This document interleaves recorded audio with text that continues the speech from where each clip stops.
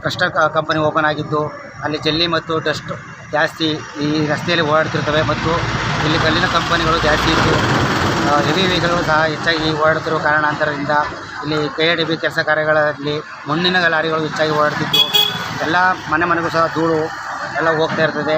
ಎಲ್ಲ ಮಕ್ಕಳು ಮರಿಗಳಿಗೆಲ್ಲ ರೋಗ ರುಜಿನಗಳು ಬರ್ತಾ ಇರ್ತದೆ. ಆ ಕಾರಣಾಂತರದಿಂದ ನಮ್ಮ ಗ್ರಾಮಸ್ಥರೆಲ್ಲ ತಡೆಗಟ್ಟಿರುತ್ತೇವೆ. ಈ ತಡೆಗಟ್ಟ ಮಧ್ಯಂತರದಲ್ಲಿ ಪೊಲೀಸ್ನವರು ಬಂದು ಈ ಮಧ್ಯಂತರದಲ್ಲಿ ಮಾತುಕತೆ ಆಡಿ ಎಲ್ಲರನ್ನು ಬಿಡಿಸಿರುತ್ತಾರೆ. ಮುಂದಿನ ದಿನಗಳಲ್ಲಿ ಒಳ್ಳೆಯದಾಗಲಿಲ್ಲ ಅಂದರೆ ಗ್ರಾಮಸ್ಥರೆಲ್ಲ ಸೇರಿ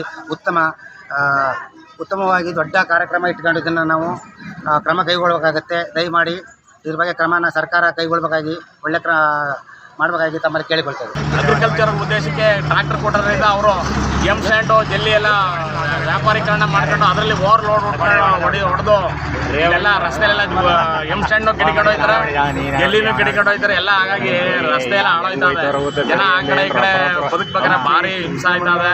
ದಯವಿಟ್ಟು ಸಂಬಂಧಪಟ್ಟವರು ಮೇಲ್ಗಡೆ ಅಧಿಕಾರಿಗಳು ಈ ಕಾರ್ಖಾನೆಯವರ ಮೇಲೆ ಮತ್ತು ಮೇಲೆ ಕ್ರಮ ಕೈಗೊಂಡು ಈ ರಸ್ತೆ ಸುಲಲಿತವಾಗಿ ಸ್ವಚ್ಛವಾಗಿರ್ಬೇಕು ಅಂತೇಳಿ ನಾವು ಈ ಪತ್ರಿಕೆ ಮುಖಾಂತರ ಆಗ್ರಹಿಸ್ತಾ ಇದ್ದೀವಿ. ಈ ಸಂಬಂಧಪಟ್ಟ KIDB ಕೂಡ ನಾವು ಪಂಚಾಯಿತಿಯಿಂದ ಲೆಟರ್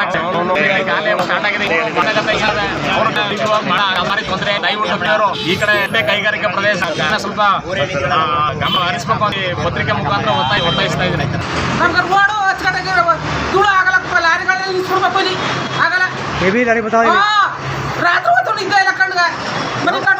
ಯಾವ ಕಂಪನಿ ಲಾರಿ ಎಲ್ಲಿ ಮುಂದೆದ್ದು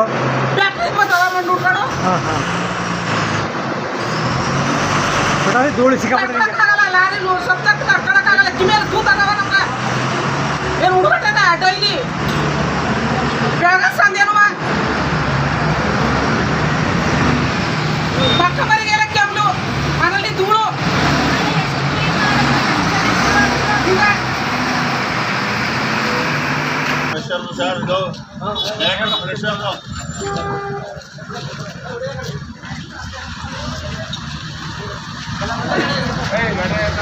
ಆ ಗಾಡಿಗಳು ನಂಬರ್ ಸಮೇತ ವಿಡಿಯೋ